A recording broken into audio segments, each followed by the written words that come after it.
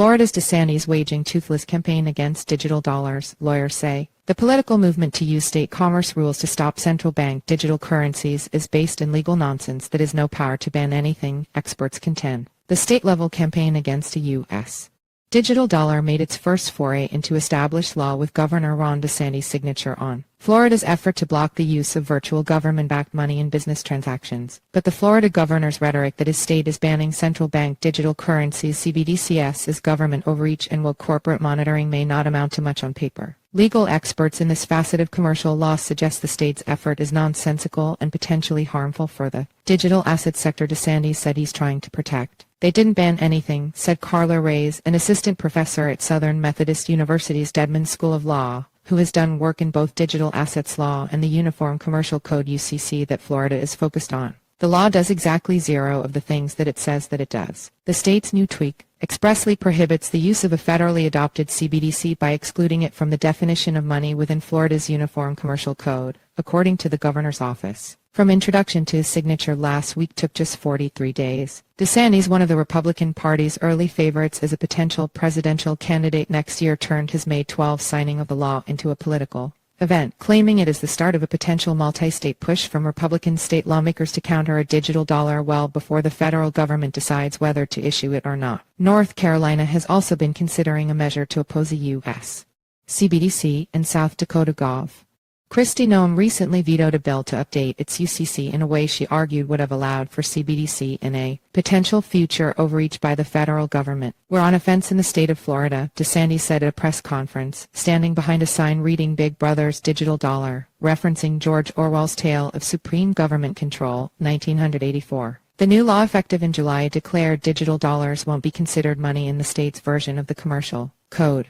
The UCC represents an accord among states which have largely adopted this common set of rules for buying and selling of goods and conducting other financial transactions across state borders. Florida has officially thrown its CBDC wrench into that standardization, saying digital dollars aren't money as defined in the code. But it doesn't really ban CBDC use in interstate commerce, just puts those assets in another category than money, lawyers say. I could still buy a computer using CBDC if that's what they wanted me to pay in, said Reyes, who said the government-backed assets would now fall into the bucket of general intangibles under the UCC. The UCC doesn't have the power to ban people from using any type of exchange. That's not what it does. CBDC opposition. DeSantis called the CBDC a massive transfer of power from individual consumers to a central authority, and he said the federal government would have the ability to control where that money's going, citing a future government's ability to stop gun purchases or halt somebody from buying too much gasoline. Though DeSantis and other Florida Republicans suggest the U.S.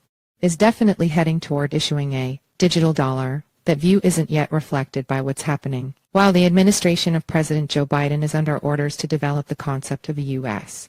CBDC, no federal entity has yet declared support for issuing it. The Federal Reserve would be in charge of the digital dollar, and officials including Chair Jerome Powell have said the central bank won't act without backing from the White House and Congress.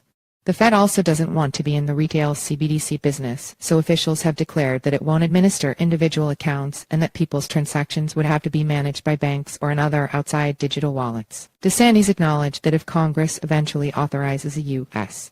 CBDC, the state may have to back down. But more than that, Andrea Tosato, a legal scholar who has advised on UCC amendments and teaches at University of Pennsylvania's Carey Law School, said that any federal law on this point will automatically override state law. If that happens, though, it won't have anything significant to override in Florida, he and Reyes suggested. The UCC reality. The UCC represents long-standing, battle-tested standards for basic transactions, and they are meant to be super boring and non-political, Tosato said. The Florida effort to use it as a shield against digital dollars is painting the UCC as something that it is not. The UCC gives both sides of transactions basic legal protections, Tosato explained, but it doesn't tell them what they can or can't exchange. That's the job of regulations or criminal codes. When one digs into the rabbit hole and the craziness of what was done with this Florida bill, Tosato said, there is no light bulb moment. It makes no sense. The governor's office didn't respond to a request for comment on these points. DeSantis suggested during his press conference that he wasn't just protecting people's financial privacy but was also seeking to defend crypto from federal government interference. I think they want to crowd out and eliminate other types of digital assets like cryptocurrency because they can't control that, he said. While Florida rewrites its single-state corner of the 50-state standards, though, it's also rebuffing a set of amendments suggested last year that were meant to set standards for the interstate use of cryptocurrencies, including in such examples as the use